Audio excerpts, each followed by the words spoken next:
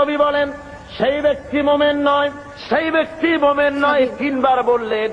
সাহাবায়ে কেরাম জিজ্ঞেস করলেন, ইয়া রাসূলুল্লাহ, কোন ব্যক্তি মোমেন নয়? হুজুর বলেন, যে ব্যক্তি পেট পুরে আহার করার পর ঘুমায় গেল, এই কথা জানার পরে যে তার প্রতিবেশী না খেয়ে আছে, এই কথা জানার পরে যে ঘুমায় গেল, আল্লাহ নবী বলেন সে যত নামাজি আর যাই কিছু হোক না কেন, আল্লাহর কাছে সে মোমেন বলে চিহ্নিত হতে পারবে না। এর চাইতে উন্নত মানের কথা এই পৃথিবীতে আর কেউ বলতে পেরেছে? বলুন, কি বলেন? আর কেউ বলতে পেরেছে? আর কেউ বলতে পারেনি। রাসূল পাক সাল্লাল্লাহু আলাইহি ওয়াসাল্লাম বলেছেন, আইয়ু রাজুলিন মাতা জিয়ান বাইনা আগনিয়া ফাকাদ বারিয়াত মিনহুম জিম্মাতুল্লাহি ওয়া রাসূলি। আল্লাহর নবী বলেন, কোন ধনাঢ্য এলাকার ভিতরে কোন গরিব মানুষ যদি মারা যায়, কোন মানুষ যদি না খেয়ে মারা যায় কোন ধনাঢ্য এলাকার ভিতরে, তাহলে ওই এলাকার ধনী ব্যক্তিদের সঙ্গে আল্লাহর সাথে এবং তার রাসূলের সাথে কোনো সম্পর্ক থাকবে না, সমস্ত সম্পর্ক বিচ্ছিন্ন হয়ে যাবে। জোরে বলেন নাউজুবিল্লাহ। কোন ধনীদের এলাকায় যদি গরিব না খাইয়া মরে যায়, তাহলে ওই এলাকার ধনীদের সাথে আল্লাহর কোনো সম্পর্ক বাকি থাকবে না। রাসূল পাক সাল্লাল্লাহু আলাইহি ওয়াসাল্লাম একথা স্পষ্ট করে বলেছেন। তাই তো আমরা দেখেছি মুহাম্মদ সাল্লাল্লাহু আলাইহি ওয়াসাল্লাম যখন ক্ষমতায় ছিলেন, হুজুর বলেছেন, অর্থাৎ রাষ্ট্রীয় ক্ষমতায়, হুজুর বলেছেন, খায়রুল কুরুনে কারনি, সর্বশ্রেষ্ঠ যুগ হলো আমার যুগ। জোরে কোন সুবহানাল্লাহ। মানুষ দরজা খুলে ঘুমাবার সুযোগ পেয়েছে, না খেয়ে কেউ মরে নাই। আজকে তো লোকেরা মঞ্চের উপরে দাঁড়ায়, ইলেকশন আসলে পরে কত কায়দার লম্বা জামা গায়ে দেয়, দেখেন না? খদ্দরের জামা একেবারে আমাদের চাইতেও লম্বা জামা, দুই কোনাটা খুব বেশি করে লম্বা, কানাটা ফাড়া। এরপরে মঞ্চে এসে সুন্দর করে বলে, এবার যদি একবার চাইতে পারি ক্ষমতায়, না খাইয়া কেউ মরবে না। কিন্তু কি খাইয়া যে মরবে তাও তারা বলে না। ভাইরা আমার, মানুষেরা বুঝতে পারে না, আর এদের পেছনে দৌড়াতে থাকে। রাসূল পাক সাল্লাল্লাহু আলাইহি ওয়াসাল্লাম ইসলামী বিধানের মাধ্যমে মানুষের খাওয়া পড়া, শিক্ষা, চিকিৎসা, বাসস্থানের গ্যারান্টি দিয়েছিলেন। রাসূল দুনিয়া থেকে বিদায় হলেন, হযরতে আবু বকর, হযরত ওমর, হযরত উসমান, হযরত আলী রিদওয়ানুল্লাহ তাআলা আলাইহিম আজমাইন দুনিয়ার বুকে শাসন করেছেন, পৃথিবীকে দেখাচ্ছেন রাষ্ট্র কেমনে চালায়। নিজেরা না খেয়ে জনগণকে খাবারের বন্দোবস্ত করেছেন। হযরত লা ইলাহা ইল্লাল্লাহু মুহাম্মাদুর রাসূলুল্লাহ। ভাইরা আমার, ইসলাম যাকাতের মাধ্যমে এবং পারস্পরিক দানের মাধ্যমে মানুষের দরিদ্রতা দূর করার ব্যবস্থা করেছে। হযরত আল্লাযীনা ইম্মাক্কান্নাহুম ফিল আরদ আকামুস সালাত ওয়া আতাউজ যাকাত ওয়া আমারু বিল মা'রুফ ওয়া নাহাউ আনিল মুনকার। আল্লাহ রাব্বুল আলামিন বলেন, আমি যদি মানুষকে, মুমিনদেরকে যদি ক্ষমতায় দেই, চারখানা কাজ করবে। কয়খানা বলুন? মুমিন ব্যক্তিদের যদি আমি ক্ষমতা দেই, চারটা কাজ করবে। প্রথম কাজ হলো, প্রথম নম্বরে নামাজ আদায় করবে, নামাজ কায়েম করবে, নামাজ প্রতিষ্ঠা করবে। অর্ডার দিয়ে দিবে নামাজ পড়তে হবে বাধ্যতামূলক। কোন অফিসার, কোন স্কুল, কোন কলেজ, কোন ইউনিভার্সিটি নামাজের অর্থে চলতে পারবে না, নামাজের সময় বন্ধ করে দিতে হবে। বা জামাত নামাজ আদায় করবে মুসলমান, তারপরে আবার কাজ শুরু করবে। অর্ডার হবে গভর্নমেন্টের পক্ষ থেকে, নামাজ পড়তেই হবে, আল্লাহর হুকুম।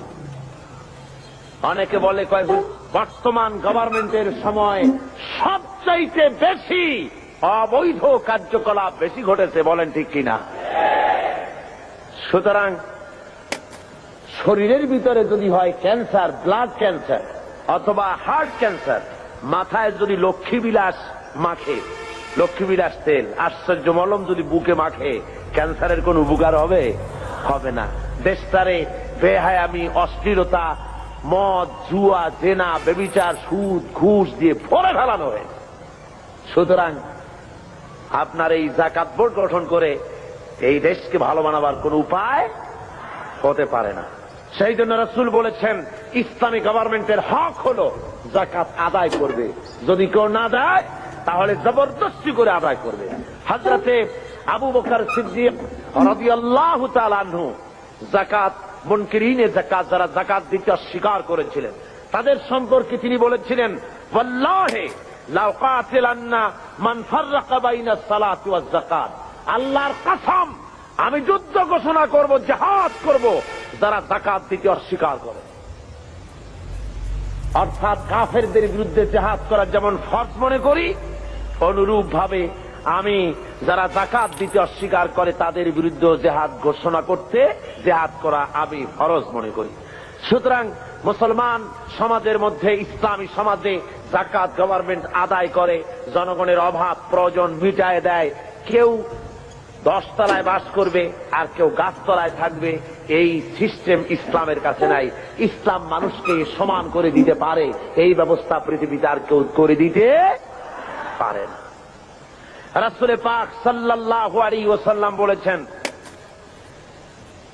তিনি আজকে যেমন পৃথিবীতে ব্যাংক আছে, এরকম একটি ব্যাংক উদ্বোধন করেছিলেন আল্লাহর নবী। আজকের ব্যাংকগুলি তো সুদভিত্তিক ব্যাংক, আর হুজুর যে ব্যাংক উদ্বোধন করেছিলেন সে ব্যাংকের নাম ছিল বাইতুল মাল। কি নাম ছিল? বাইতুল মাল নামক ব্যাংক উদ্বোধন করতে গিয়ে আল্লাহর নবী বলেছিলেন মান তারাকা দায়নান আও দিয়ান ফালাইয়া।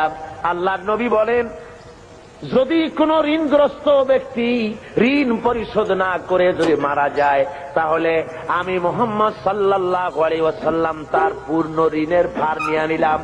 শুধু ঋণ শোধের ভারই নিলাম না, তার বিধবা স্ত্রী এবং তার অসহায় ছেলে পেলে এতিম বাচ্চাগুলি সবগুলির বোঝা আমি মুহাম্মদ সাল্লাল্লাহু আলাইহি ওয়াসাল্লাম আমার কাঁধে উঠায়া নিলাম। এর নাম ইসলামী স্টেট।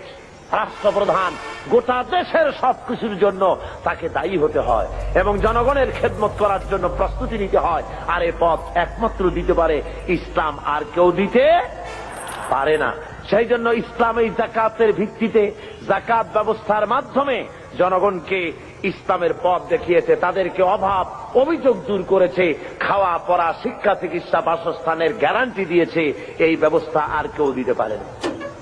আল্লাহ রাব্বুল আলামিন কোরআনে কারীমের মধ্যে বলেন, কায়লা ইয়াকুনা দুলাতাম বাইনাল আগনিয়াই মিনকুম, তোমাদের কিছু সংখ্যক ধনীদের হাতে যেন সম্পদ পুঞ্জীভূত হয়ে না থাকে, গুটি কয়েক ধনীদের কাছে যেন সম্পদ পুঞ্জীভূত হয়ে না থাকে, বরং তা স্প্রেড করে গোটা সমাজের মধ্যে যেন যাকাত সদকার আকারে তা যেন ছড়িয়ে যায়। আল্লাহ রাব্বুল আলামিন বলেন, কিয়ামতের দিন জাহান্নামীদেরকে প্রশ্ন করা হবে, ইয়াতাসাআলুনা আনিল মুজরিমিন মা সালাকাকুম ফি সাকার। জাহান্নামীদেরকে জিজ্ঞাসা করা হবে, কেন তোমরা আজকে জাহান্নামে এলে? ওরা জবাবে বলবে, ক্বালু লাম নাকু মিনাল মুসাল্লিনা ওয়া লাম নাকু নুতঈমুল মিসকিন। ওরা বলবে, আমরা নামাজ আদায় করতাম না, আর আমরা ফকির মিসকিনদেরকে খেতে দিতাম না, এই কারণে জাহান্নামে এসেছি। এই আয়াত দ্বারা প্রমাণ হলো জাহান্নামে মানুষ যত কারণে যাবে তার মধ্যে দুইটা কারণ হলো বড়। কয়টা কারণ বড়? দুইটি কারণ বড়। একটি হলো নামাজ আদায় না করা, 2 নম্বর হলো এতিম মিসকিন গরিবদেরকে খেতে না দেওয়া। যদি এভাবে করা হয়, এ কারণে আল্লাহ তাদের জাহান্নামে দিবেন।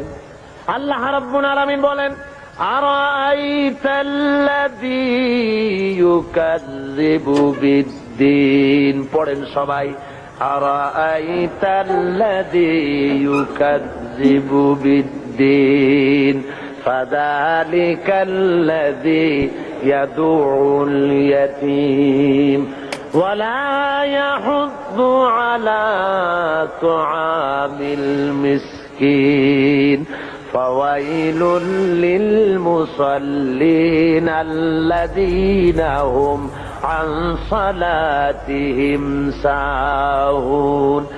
আল্লাযীনা হুম ইউরাউনা ওয়া ইয়ামনাউনাল মাউন। হে নবী, আপনি কি দেখেছেন ওই ব্যক্তিকে যে পরকালকে অস্বীকার করেছে, দিনকে অস্বীকার করেছে? পরকাল আর দিনকে অস্বীকার করেছে কারা? যারা নাকি এতিমকে গলায় ধাক্কা দিয়েছে আর মিসকিনকে খেতে দেয়নি।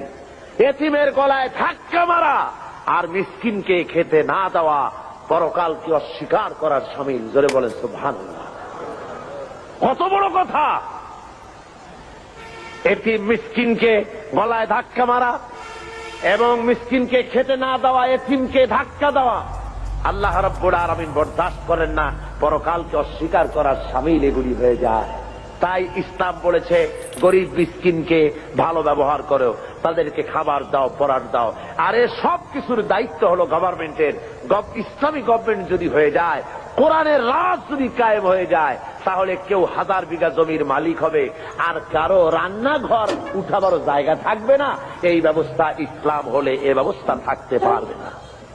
সুতরাং শহরের, দেশের সবচাইতে ভালো বাড়িটিতে প্রেসিডেন্ট থাকবেন, ভালো ভালো বাড়িগুলিতে মন্ত্রীরা থাকবেন, জেলার সবচাইতে ভালো বাড়িতে কমিশনার বা ডিসি থাকবেন,